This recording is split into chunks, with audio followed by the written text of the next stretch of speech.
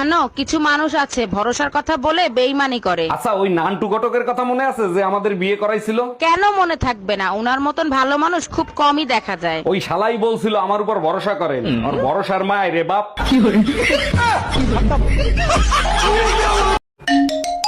Hello hello, কেমন আছেন আপনি? যেখানে রেখে গেছো তুমি সেখানেই পড়ে আছি আমি। তারপর বলেন, আপনি বিবাহিত না অবিবাহিত? তোমাকে পাইনি তাই বিয়ে করা হয়নি। আর তোমার? বাসায় আসো, বেলনের বাড়ি খাইলেই বুঝতে পারবা। Bye bye, tata. এই এত সকালে দরজা নক করতেছে কে? ভাই আমি দুধওয়ালি, দুধ নিয়ে আসছি, দুধ নিয়ে যান। দাঁড়ান আসতেছি। কালকে দুধ দেন নাই কেন? কালকে আমি অসুস্থ ছিলাম তো তাই দিতে পারি নাই। অসুস্থ ছিলেন ভালো কথা, আপনি গরুর দুধ দিতেন। এতদিন কি তাহলে পাঠার দুধ খাইছিলেন? আচ্ছা বেবি, সত্যি করে একটা কথা বলো তো, তুমি আমাকে কত ভালোবাসো? আমি তোমাকে এতটাই ভালোবাসি এই মনের ভিতর শুধু তোমাকেই রেখে দিয়েছি। ওরে আমার বাবুটা, মন থেকে বের করে অন্য কোথাও রাখবা না তো? তুমি সবসময় শুধু আমার মনের ভিতরেই থাকবে, কারণ ঘরের বউ তোমাকে ঘরে ঢুকতে দিবে না। গজব বেইজ্জতি। আসসালামু আলাইকুম আম্মাজান, আপনি যে আমার বিয়েতে গাড়ি দিছিলেন, গাড়ি কি কিস্তিতে এনে দিছিলেন? ওয়ালাইকুম আসসালাম জামাই, গাড়ি কিস্তিতেই কিনে দিছিলাম। কেন কোনো সমস্যা হয়েছে? সমস্যা হয়েছে মানে? আপনি তো কিস্তি দেন নাই, গাড়ি তো কোম্পানি ওয়ালারা নিয়ে গেছে, আপনি কিস্তি দেন নাই কেন?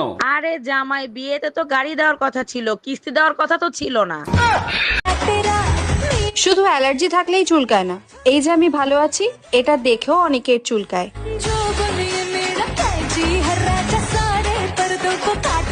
বৌদি, আপনার স্বামীর নাম কি? স্বামীর নাম মুখে নেব? গরুর পেছন দিক দিয়ে পড়ে, লুঙ্গির তলায় নড়ে চড়ে।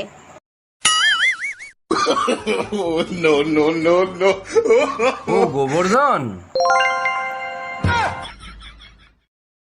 এই তোমার কেস কি করব? তুমি তো পড়ো না, গরিব মানুষকে দান করে দিবাও। গরিব মানুষের দেওয়ার কি দরকার? আমার ছোট ভাই আবুল আছে না, আবুলরে দিয়ে দাও। আচ্ছা তুমি তো নতুন ফোন কিনবা, তা তোমার পুরান ফোন কি তোমার ভাই আবুলরে দিয়ে দিবা? তুমি তো জানো কোনো জিনিস আমি 2 বছরের বেশি ব্যবহার করি না, সবই তো আমার ভাইরে দিয়ে দিই। অরুণ ভাই, ফাও দরদ দেখাইতে আইসেন না। বিয়ে করছেন 5 বছর হয়েছে, এখনো কি বউ পুরনো হয় নাই?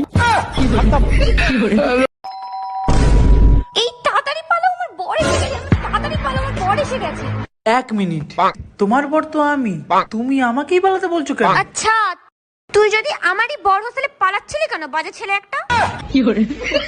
খবরদার আমার ফ্যামিলির ভিতর ঢোকার চেষ্টাও করবেন না, আমি বউ ছেলে মেয়ে নিয়ে সুখে শান্তিতে আছি।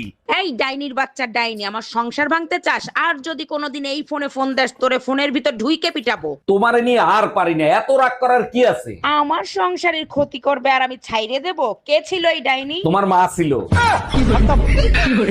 আজকের পেপার দেখেছো, এক লোক বউ বিক্রি করে প্রাইভেট কার কিনছে। হ্যাঁ দেখছি, আমার প্রাইভেটের দরকার নাই, আমার কাছে সাইকেলই ঠিক আছে। ওরে আমার সোনা, তুমি আমারে এত ভালোবাসো। তোমাকে বিক্রি করলে সাইকেলের বেশি কিছু আসবে না। তুই কুত্তা, একটা কুত্তা।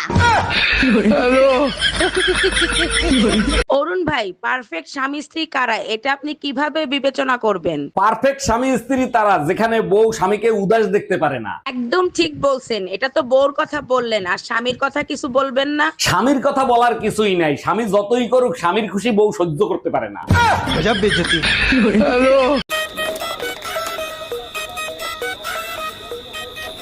জীবনে 3টা জিনিস ভুলেও করবেন না। 1 হচ্ছে বাবা মার পছন্দের বিয়ে, আর 2 নিজের পছন্দের বিয়ে, আর 3 বিয়ে। তা তুমি করলে কেন? ভুল করে।